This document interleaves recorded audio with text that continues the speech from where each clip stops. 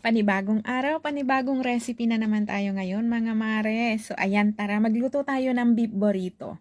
So ayan, iginisa ko muna diyan yung beef natin para maiga yung tubig niya. Tapos nung maiga na yung tubig, saka ako inilagay yung ating white onion, nilagyan ko siya ng paprika at saka ng coriander powder. Tapos isinunod ko dyan yung ating cherry tomato and black beans.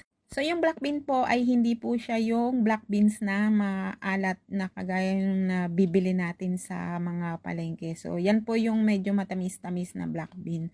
Tapos, ayan yung ating burrito wrap. Nilagyan ko lang siya ng cheese at saka ng ating beef na giniling na ating iniluto kanina lang. So, ayan, make sure po na mahigpit yung pagkakabalot ninyo kasi ipiprito nyo pa siya mamaya para hindi siya mag-open kapag inyo na siyang piniprito kasi hindi natin siya lalagyan ng tubig na pangdikit dun sa wrapper kasi hindi din naman siya didikit. So ayan, make sure na tight po yung inyong pagkabalot. At ayan, move on na tayo sa ating pagpiprito.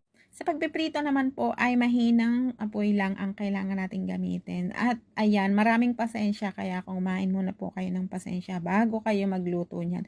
Dahil mahinang apoy at mabagal na pagluluto talaga, ang bawat sides po ay ganyang ka-brown. So, thank you po sa inyong lahat. Sana ay mag-enjoy kayo.